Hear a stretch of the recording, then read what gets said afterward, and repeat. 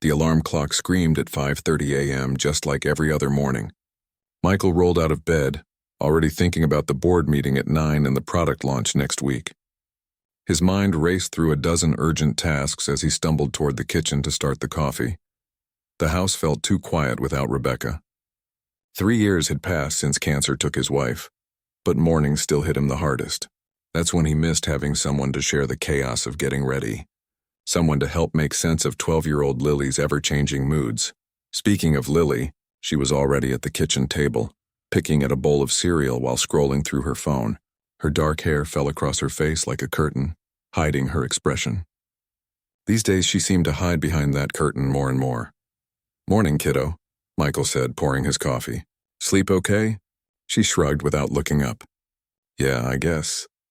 He wanted to say more, to find some way to break through the wall that had grown between them. But his phone buzzed with 3 urgent emails, and his attention split in a dozen directions. The product launch was everything to his company. If it failed, 43 employees would lose their jobs. "Dad?" Lily's voice was small, uncertain. "Yeah, honey?" He didn't look up from his phone. "My friend Katie is going to summer camp. Her mom said it would be good for me too. You know, to get out and try new things." Michael's fingers paused over his phone screen. Camp. Right. He'd been meaning to think about summer plans for Lily, but between work and everything else it had slipped through the cracks. "What kind of camp?" he asked, finally looking at her. "Just a camp for kids. Katie's mom can send you the information." The hope in her voice made his chest tighten. When was the last time Lily had sounded excited about anything? Since Rebecca died, she'd become a shadow of herself. Quiet dinners, brief answers, spending most of her time in her room. "Sure," he said quickly. "Send me the details. We'll make it happen." For the first time in weeks, Lily smiled. A real smile that reminded him of Rebecca. 2 days later, his assistant Jennifer knocked on his office door with a stack of papers. "The camp forms for Lily," she said, setting them on his desk. "Katie's mom dropped them off. They need these back by tomorrow if you want the spot." Michael glanced at the papers between phone calls. Harmony Hills something. The forms looked standard enough. 2 weeks in July. The price made him wince a little, but Lily's smile had been worth any amount of money. "Just fill these out and send them back," he told Jennifer, "and write them a check for whatever they need." Jennifer nodded and disappeared with the papers. Michael forgot about them completely as his phone rang with news about a major glitch in the software launch. The next 3 weeks blurred together in a haze of 18-hour workdays. Conference calls and debugging sessions. Michael barely saw Lily except at breakfast, and even then he was usually answering emails. He told himself it would get better after the launch. Everything would get better after the launch. The night before camp, he finally had a moment to think about what Lily might need. She'd been packing quietly in her room, and he realized he hadn't asked a single question about what she'd be doing. "So," he said, leaning against her doorframe, "what kind of activities does this place have?" Lily looked up from her suitcase, something flickering across her face. "Oh, you know, regular camp stuff. Like what? Sports, science projects, computer programming?" She paused, holding a t-shirt. "Dad, you read the brochure, right?" Jennifer handled the paperwork. "I've been swamped with the launch." He felt a familiar stab of guilt. "But I'm excited for you." "This will be good," Lily nodded slowly. "Yeah, it'll be good." The drive to camp took 2 hours through winding mountain roads. Michael's phone kept losing signal, which made him nervous. He had 3 important calls scheduled for that afternoon. "The mountains are pretty," he said, trying to make conversation. "Mm-hmm." Lily stared out the window, but she seemed less tense than usual. Almost anticipatory. They followed signs for Harmony Hills until they reached a wooden gate with a rustic welcome sign. The camp stretched across a beautiful valley, with cabins scattered among tall pine trees and a lake sparkling in the distance. Michael parked near the main building and grabbed Lily's duffel bag. That's when he heard it. Piano music drifted from one of the buildings. Then a guitar. Someone was singing scales in the distance. "What?" he started to say, but then he saw the signs.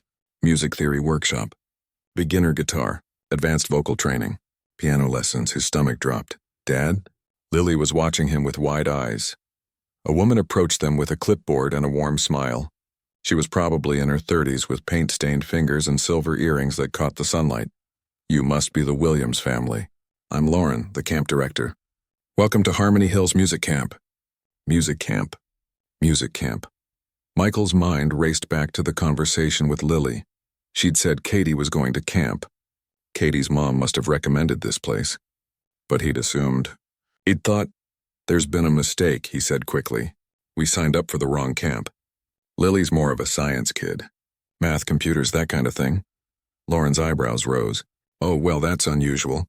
We don't usually get mix-ups since we're pretty specialized." She flipped through her papers.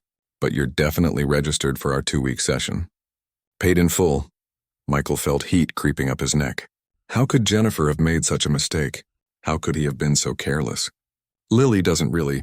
She's not musical," he said, though even as he said it, he remembered Rebecca singing lullabies, remembered Lily humming along to the radio when she thought no one was listening. "Dad?" Lily said quietly. "It's okay. No, honey, this isn't what we planned. Let me call and find somewhere else. A science camp or—" "Dad?" Lily's voice was firmer now. "I want to stay." He looked at her in surprise. She was standing straighter than she had in months, and there was something in her eyes he hadn't seen since before Rebecca got sick. Determination. "But you don't play any instruments," he said weakly. "Neither do half our campers when they arrive," Lauren said gently.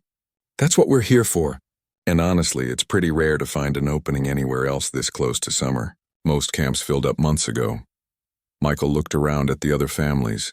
Kids were carrying violin cases and guitar bags. Parents were hugging children who looked excited, not terrified.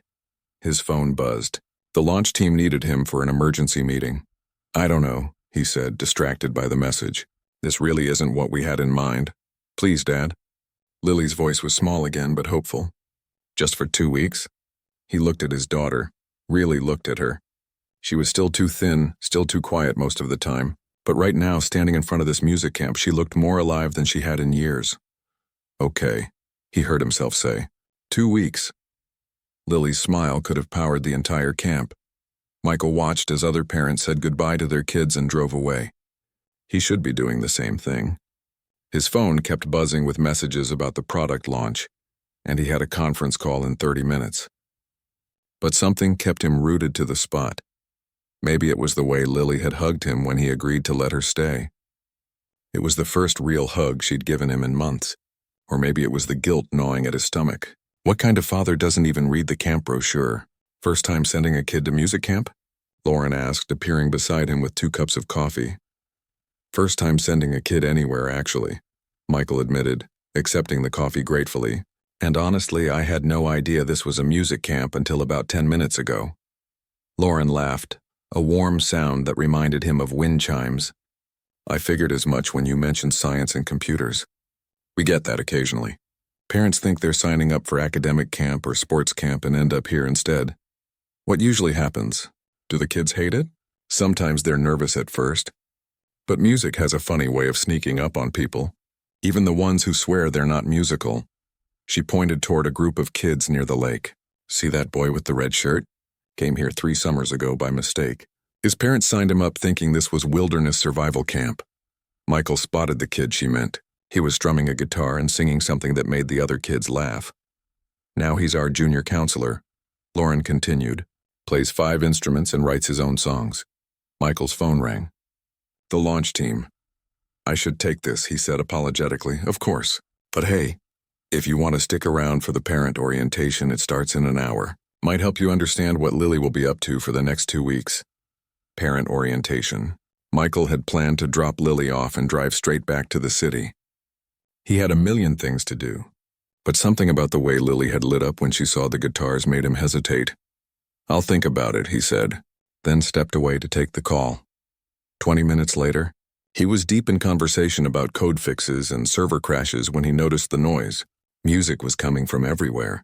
Piano scales from the main building, drums from a cabin by the lake, someone practicing violin on the porch, and then he heard something that made him stop, mid-sentence, singing.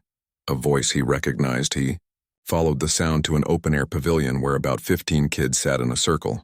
Lauren was leading them in some kind of warm-up exercise, and there in the middle of the group was Lily. She was singing. Michael ended his call without finishing the sentence. He moved closer, staying hidden behind a tree. Lily's voice was soft but clear, blending with the other kids as they hummed simple melodies. Her face was relaxed in a way he hadn't seen since Rebecca was alive. She looked happy. She has a lovely voice. Michael jumped. Lauren had appeared beside him again, somehow moving away from the group without him noticing. I didn't know she could sing, he said quietly. Most kids can, once they stop being afraid of it. Fear is usually the biggest barrier, not talent. Lauren watched the group for a moment. She told me her mom used to sing with her. Michael's throat tightened. Rebecca had a beautiful voice. She sang Lily to sleep every night until... He stopped, unable to finish. Lily mentioned that her mom passed away. I'm sorry. They stood in comfortable silence, watching the kids. One boy was struggling with the melody, getting frustrated. Without being asked, Lily moved closer to him and sang the notes slowly, helping him find his way. She's kind, Lauren observed, and patient. Those are good qualities for music. I never encouraged it, Michael said, guilt creeping into his voice. After Rebecca died, I guess I just focused on practical things. School homework, making sure she ate dinner. I didn't think about music. Grief affects everyone differently. Sometimes we put away the things that remind us of what we've lost. Michael looked at Lauren more carefully. There was understanding in her voice, like she knew what she was talking about. Did you always want to run a music camp? He asked. Something shifted in her expression. Not exactly. I used to perform professionally. Violin. Had a spot with the State Symphony and everything. Used to? She held up her left hand. Michael noticed the scars across her knuckles for the first time. Car accident 4 years ago. Nerve damage. I can still play, but not well enough for professional level. She shrugged like it didn't matter, but Michael caught the shadow that crossed her face. So I started teaching instead. Then inherited this place from my aunt. Turns out helping kids find their voices is just as rewarding as performing. Michael was surprised by her honesty. Most people didn't share personal struggles with complete strangers. I'm sorry, he said. That must have been devastating. It was. But you learned to adapt. Find new purposes. She glanced at him. I imagine you know something about that. Before he could respond, his phone rang again. This time it was his business partner, Jake. I have to take this, Michael said apologetically. The call stretched longer than expected. Server issues, client complaints, 3 fires that needed immediate attention. By the time he hung up, the sun was setting and the camp had grown quiet. He found Lauren sitting on the porch of the main building, updating paperwork by lamplight. I missed the orientation, he said. You did, but Lily settled in beautifully. She's sharing a cabin with 3 other girls and they're already planning to learn a song together. Michael felt another stab of guilt. While he was on business calls, his daughter was making friends and discovering new interests. I should head back to the city, he said, but I feel terrible leaving her here when I don't even understand what she'll be doing. Lauren set down her pen and looked at him thoughtfully. You know, we have a few guest cabins for family members who want to visit. Nothing fancy but clean and comfortable. If you wanted to stay for a day or 2, get a feel for how things work here. I couldn't, I have too much work. Do you have Wi-Fi in the city? Well, yes, but we have Wi-Fi here too. And cell service. Lots of parents work remotely during their visit. She smiled. Plus, tomorrow morning we're doing a parent-child activity. Lily specifically asked if you might still be here for it. That stopped him cold. She asked about me? She's proud of you, you know. Talks about how smart you are, how you built your company from nothing. But I think she also worries that you work too much. Michael ran a hand through his hair. Out of the mouths of babes, what kind of parent-child activity? He asked. Nothing scary. Just some simple rhythm exercises, maybe a group song. It's designed to help parents understand what their kids are experiencing here. Michael thought about the conference call he'd missed, the emails piling up in his inbox. Then he thought about Lily's face when she was singing with the other kids. One night, he heard himself saying, I could probably stay one night. Lauren smiled. I'll get you set up in cabin 7. Fair warning, though. The kids do morning music practice at 8. It can get pretty loud. I'm usually up by 5:30 anyway. Good. And Michael? She stood up, gathering her papers. Don't worry so much about not being musical. Some of the best camp experiences happen when parents step outside their comfort zones, too. As he walked toward his assigned cabin, Michael could hear soft guitar music drifting from one of the kids' cabins. Someone was singing quietly. A lullaby he thought he recognized. It sounded like something Rebecca used to sing. For the first time in 3 years, instead of making him sad, The memory made him smile.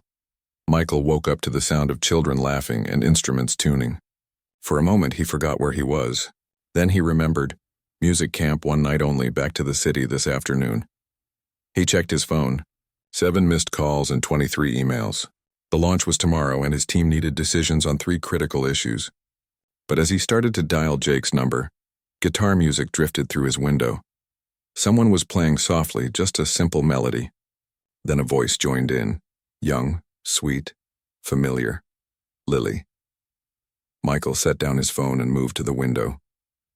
His daughter sat on the porch of her cabin with 2 other girls, sharing a guitar that was almost too big for any of them. She was teaching them a song, her voice confident in a way that took his breath away. When had she learned to play guitar? When had she become the one teaching others? A knock on his door interrupted his thoughts. Lauren stood outside with 2 cups of coffee and a knowing smile. "Thought you might need this before the parent-child activity," she said, handing him a cup. "What time does that start again?" "In about an hour. But no pressure if you need to get back to work." Michael looked at his phone again, then at Lily on the porch. She hadn't noticed him watching, but she looked more relaxed than he'd seen her in months. "Actually," he said, "I think I can spare another few hours." The parent-child activity took place in the main pavilion. About 8 parents had stayed for it, mostly mothers who looked far more comfortable than Michael felt. Lauren divided everyone into pairs and handed out simple percussion instruments, shakers, small drums, wooden blocks. "Nothing complicated," Lauren assured the group. "We're just going to explore rhythm together." Michael found himself holding a pair of wooden sticks while Lily grinned at him from behind a small drum. "Don't look so scared, Dad," she said. "It's just like keeping time." "Keeping time to what?" "The beat, like your heart." She placed her hand on his chest. "Feel that? That's rhythm. Everything else just follows." Lauren started them with simple exercises, clapping patterns, basic drum beats, call and response games. Michael felt awkward at first, hyper-aware of the other families who seemed more natural at this.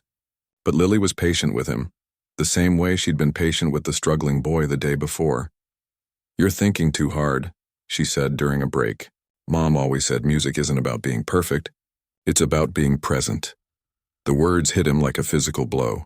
Rebecca had said things like that. When had Lily become old enough to remember her mother's wisdom and pass it on? "She taught you that?" he asked quietly. "She taught me lots of things about music.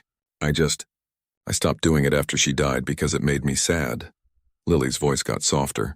"But being here, it doesn't make me sad anymore. It makes me feel close to her." Michael had to look away to keep his composure. All this time, he'd been protecting Lily from reminders of Rebecca, thinking it would help her heal. But maybe he'd been protecting himself instead. The activity continued with Lauren leading them through partner rhythms. Michael and Lily had to create a beat together, building on each other's patterns. At first, Michael kept stopping to think about what came next. But Lily just kept playing her steady rhythm, giving him something to follow. "Stop planning," she said with a laugh. "Just listen to me and respond," so he did. And somehow, without thinking about it, they fell into sync. His wooden sticks found the spaces between her drum beats. Her rhythm gave him confidence to add his own flourishes. For a few minutes, they weren't a stressed father and his grieving daughter. They were just 2 people making music together. When the activity ended, several parents hugged their kids and headed to their cars. Michael found himself lingering, watching Lily chat excitedly with her new friends about their afternoon guitar lesson. "She's a natural," Lauren said, joining him on the porch. "I had no idea. She never showed any interest in music at home. Maybe she was waiting for permission, or maybe she needed to be somewhere that felt safe to explore it." Michael thought about their house, quiet dinners, homework at the kitchen table, bedtime routines focused on efficiency rather than connection. When was the last time they'd done something just for fun? "I should probably head back," he said without much conviction. "Should probably or want to?" Lauren asked with a smile. Before he could answer, Lily bounded over with grass stains on her knees and her hair escaping from its ponytail. "Dad, guess what? Lauren says if I keep practicing, I might be ready to perform at the camp concert on Friday." Her eyes shone with excitement. "You'll come watch, right?" Michael's heart sank. "Friday? Honey, that's our product launch day. I'll be in meetings all day." The light in Lily's eyes dimmed slightly. "Oh, right, I forgot about your big launch." But it's really important that you perform, he added quickly. I'm so proud of you for trying new things. It's okay. Dad, I know work is important. The disappointment in her voice was carefully controlled, the way she'd learned to hide her feelings over the past 3 years. Michael realized with a sick feeling that he'd taught her to expect this. To expect that work would always come first. You know what? He said suddenly. Let me make some calls.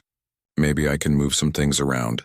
Really? The hope that crept back into her voice made his chest tight. I can't promise anything, but I'll try. That afternoon, while Lily was in her guitar lesson, Michael sat on the cabin porch with his laptop. He moved his afternoon meetings to morning, delegated 2 client calls to Jake, and convinced the launch team they could handle the first few hours without him. It meant getting up at 4 a.m. and working until noon, but it could be done. He was so focused on rearranging his schedule that he didn't notice Lauren approaching until she set a glass of lemonade beside him. You're staying for the concert, she observed. Trying to. It's complicated, but... He closed his laptop and looked at her. I think I've missed too much already. It's never too late to change course. They sat in comfortable silence for a moment, watching the kids practice on the main lawn.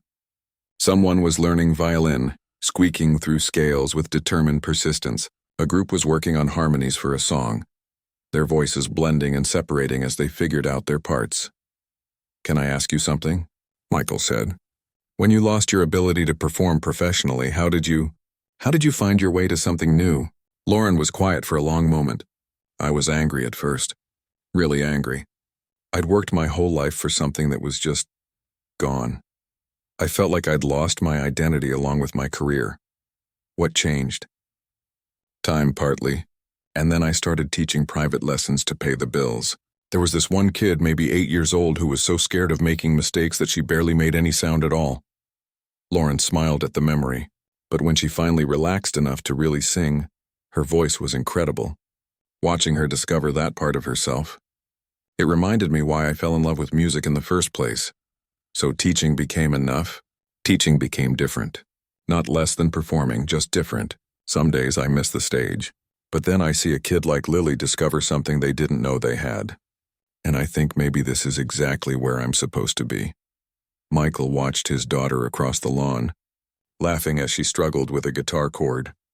I've been so focused on providing for her that I forgot to actually be with her. She knows you love her, and it's not too late to find a better balance. As if sensing their conversation, Lily looked up and waved at them. Michael waved back, making a silent promise to himself and to Rebecca's memory. This time, he was going to show up. 3 days before the camp concert, Michael's carefully planned schedule fell apart. He was sitting in the camp's tiny Wi-Fi corner, laptop balanced on his knees, when Jake called with panic in his voice. The beta test crashed, Jake said without preamble. Complete system failure. We've got clients threatening to pull out and the launch is in 2 days. Michael's stomach dropped. How bad? Remember the server issue we thought we fixed? It wasn't fixed. It was hiding. And now it's brought down everything connected to it. Michael closed his eyes. 18 months of development, millions in investment, 43 jobs hanging in the balance. How long to fix it? If we work around the clock? Maybe 72 hours. But that's if everything goes perfectly. I'll drive back tonight, Michael, wait. Jake's voice was careful. I know you're doing something important with Lily. The team can handle this. Most of the work is coding anyway, and you know I'm better at that than you are. It was true. Jake had always been the technical genius while Michael handled business strategy. But this was his company, his responsibility. I can't ask you to. You're not asking. I'm telling you. Stay with your daughter. Let us handle this. After Jake hung up, Michael stared at his phone for a long time. Every instinct screamed at him to pack up and race back to the office. 3 years ago, he wouldn't have hesitated. But 3 years ago, he hadn't seen Lily light up the way she did when she talked about performing. Bad news. Lauren appeared beside him with 2 cups of tea. Company crisis. My business partner thinks he can handle it without me, but... Michael rubbed his temples. It's my company. My responsibility, and Lily is your daughter. Your responsibility too. It's not that simple. If this launch fails, I could lose everything. The house, Lily's college fund, her security. Lauren sat down beside him. Can I tell you something? When I was performing professionally, I thought success meant never missing a show. never turning down an opportunity. I played with a broken wrist once because I was afraid of disappointing people. Did it work out? For a while, until I pushed so hard that I forgot why I started playing in the first place. She sipped her tea thoughtfully. The night of my car accident, I was driving home from a concert I probably shouldn't have played. I was exhausted, stressed, running on empty. Sometimes I wonder if slowing down earlier might have prevented the whole thing. Michael understood what she wasn't saying. You think I'm headed for my own crash? I think you're a good father who's scared of failing. But there are different ways to fail. That evening, Lily found him on the cabin porch staring at his silent phone. Dad, are you okay? You seem worried. Michael looked at his daughter. Really looked at her. In just 4 days at camp, she seemed taller somehow, more confident. The shadows under her eyes had faded and she smiled more readily. Just work stuff, kiddo. Nothing for you to worry about. Is it the big launch? He was surprised she remembered. Yeah, there are some problems we need to solve. Lily sat down next to him, guitar in her lap. Want to hear what I've been working on? Always. She started playing, her fingers more confident on the strings than they'd been just days ago. Then she began to sing, and Michael's breath caught. It was a song about memories, about missing someone but finding ways to carry them forward. Her voice was clear and strong, nothing like the hesitant girl who'd barely spoken at breakfast 6 months ago. Did you write that? He asked when she finished. Lauren helped me with some of the chords, but yeah, it's about Mom. Lily's voice was steady, matter-of-fact. I used to think singing her songs would make me too sad, but it doesn't. It makes me feel like she's still here, you know? Michael's throat tightened. It's beautiful, Lily, she would have loved it. Will you sing it with me at the concert? The question hit him like a physical blow. Honey, I can't sing, and I'm not sure I'll be able to make it to the concert anyway. Work is complicated, I know. Lily's voice was quiet, but there was something new in it. Disappointment, yes, but also something that sounded like understanding. Adult understanding. It's always complicated. She stood up to go, then turned back. Dad? Mom used to say that love isn't what you feel, it's what you choose to do. I just thought you should know that I remember that. After she left, Michael sat alone on the porch for a long time. Love is what you choose to do. Rebecca had said things like that. She'd also chosen to quit her marketing job when Lily was born, saying she didn't want to miss the important moments. At the time, Michael had thought it was a luxury they could afford because his business was growing. Now he wondered if Rebecca had understood something he was still learning. His phone rang. Jake again. We found the problem, Jake said. It's fixable, but it's going to take time. I'm thinking we should push the launch back a week. A week? The clients will hate that. Better than launching something broken. Besides, most of our biggest clients are reasonable people. They'd rather have something that works than something that's on time but buggy. Michael thought about his conversation with Lily, about the choice between being there and being busy. Do it, he said. Push it back. Really? Just like that? Just like that. Some things are more important than being on time. The next morning, Michael woke to the sound of children practicing for the concert. But instead of reaching for his phone to check emails, he lay in bed listening. Someone was playing piano nearby. A group was rehearsing a song about friendship, and underneath it all he could hear Lily's voice, helping a younger child with a difficult melody. When had she become the helper instead of the one who needed help? He found Lauren setting up chairs in the pavilion for the concert. Can I ask you something? He said, grabbing a stack of chairs to help. If I wanted to sing with Lily tomorrow, but I've never sung in public before, would that be completely embarrassing for everyone involved? Lauren's face lit up. Are you serious? Terrified, but serious. Michael, the concert isn't about being perfect. It's about sharing something you care about with people you care about. Lily would be over the moon. What if I mess up her song? Then you mess up together. That's what families do. That afternoon, Lauren gave him an impromptu voice lesson while Lily was at swimming time. To his surprise, Michael could carry a tune. He'd never thought about it before, but years of humming along to the radio in the car had given him a decent sense of pitch. You have a nice voice, Lauren said after they'd run through Lily's song a few times. Deep and warm. It'll blend well with hers. I can't believe I'm doing this. Nervous, terrified, but also, he paused, looking for the right word, excited. I haven't felt excited about something non-work related in years. That's a good sign.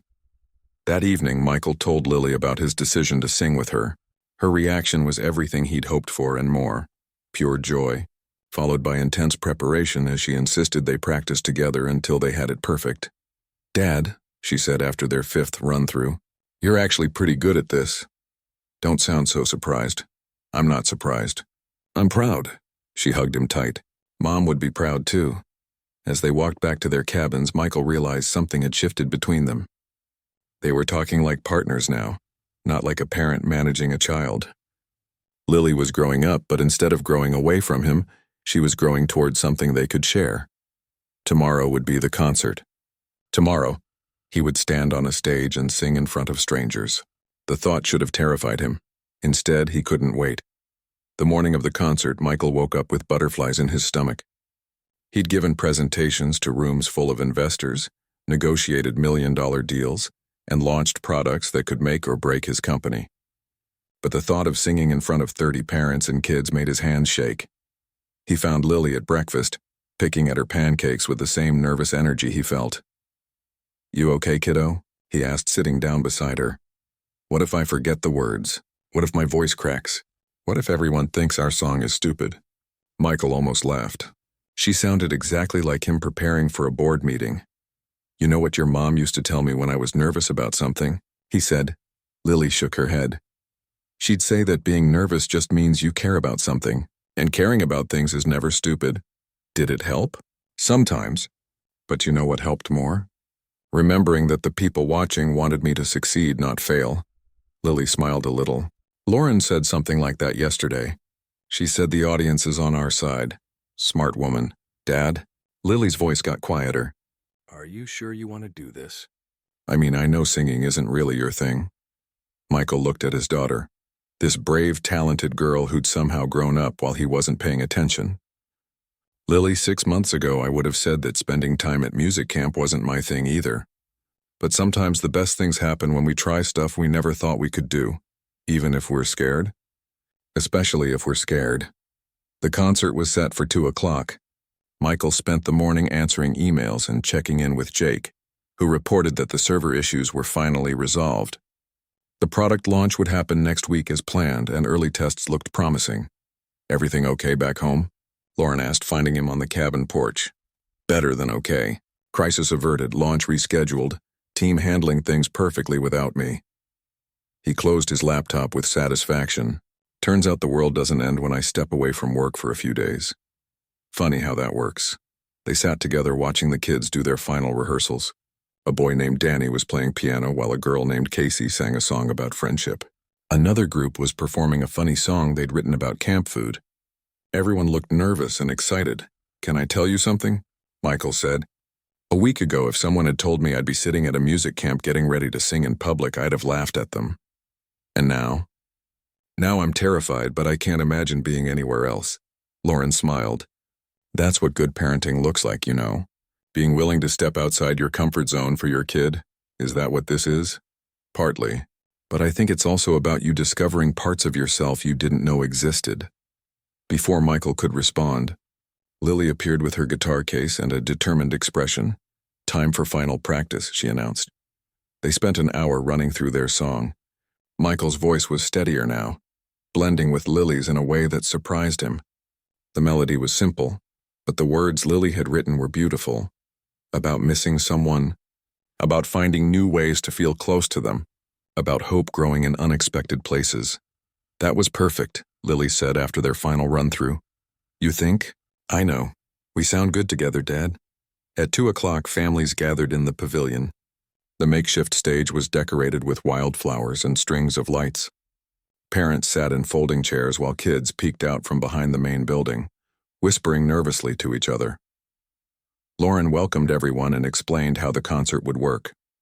Each group would perform one song, from the youngest campers to the oldest. Michael and Lily were scheduled near the end. The first performance was a group of 6-year-olds singing about rainbows. They forgot half the words and giggled through most of it, but their joy was infectious. The audience clapped enthusiastically. Danny's piano piece was next, followed by Casey's friendship song. Each performance was different, some polished, some rough around the edges. but all of them filled with the kind of pride that comes from trying something new. Then it was their turn. Michael's heart pounded as he walked onto the stage with Lily. The audience looked huge from up there. Even though he knew it was just a small group of families, his mouth went dry. Lily settled onto the stool with her guitar and looked up at him. "Ready, Dad?" He wanted to say no. He wanted to run back to his cabin and hide until everyone went home.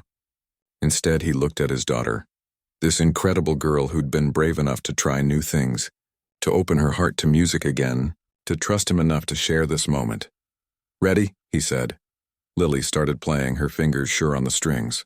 The melody was gentle, familiar now after hours of practice. When it came time for him to join in, Michael took a deep breath and sang. His voice was shaky at first, but Lily's steady rhythm gave him something to follow. By the second verse, they found their groove. His deeper voice provided a foundation for her clear, sweet melody. They weren't perfect. He missed a note, she stumbled over a chord change. But they were together. The song was about Rebecca, but as they sang, Michael realized it was about more than missing her. It was about the love that continued even after loss. It was about finding new ways to be a family. It was about the courage to try again. When they finished, the silence lasted just long enough for Michael to panic.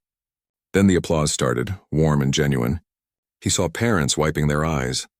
He saw Lauren beaming from the side of the stage.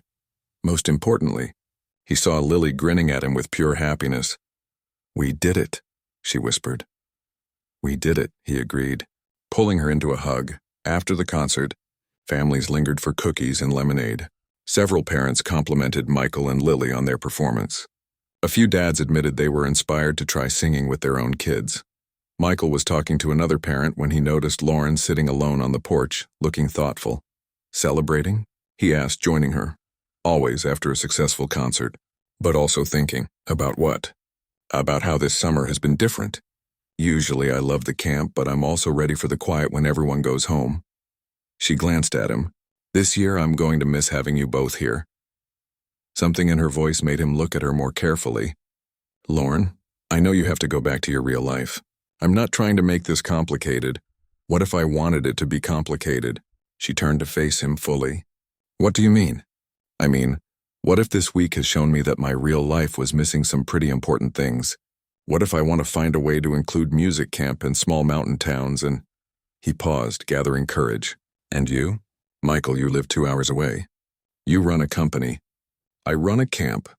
We barely know each other. We know enough. We know that you're kind and patient and you helped my daughter find her voice again. We know that I haven't felt this much like myself in years. We know that Lily lights up when she talks about you in this place. And what would that look like, practically speaking? I don't know yet, but I'd like to find out, if you want to." Lauren was quiet for a long moment, watching the families pack up their chairs and say goodbye to new friends. "I'd like to find out too," she said finally. 6 months later, Michael stood in the same pavilion, but this time it was decorated for a different kind of celebration. The camp's winter showcase featured former campers performing holiday songs for the local community. Lily, now confident and poised, was leading a group of younger kids in a song she'd written about the magic of second chances. Michael had restructured his business, hiring a general manager and moving more operations to remote work. He'd kept an apartment in the city but spent most of his time in the mountains, where the pace was slower and the priorities clearer. The camp had expanded too, with new programs for year-round music education. Michael's business background had helped Lauren secure grants and partnerships that ensured the camp's future, while preserving its intimate, transformative atmosphere. "Nervous?" Lauren asked, appearing beside him with 2 cups of hot chocolate. "Never," Michael said, accepting his cup. "Well, okay, a little. But good nervous." Tonight he and Lily would perform their song again, but this time for a much larger audience. It had become their tradition, a way of honoring Rebecca's memory while celebrating how far they'd come. "Dad, 5 minutes," Lily called from backstage. "Ready?" Lauren asked. Michael looked around at the decorated pavilion, at the audience of friends and neighbors, at Lauren's encouraging smile. He thought about the phone call that had brought them here by mistake, about the courage it had taken to stay when leaving would have been easier. "More than ready," he said, and walked toward the stage to make music with his daughter.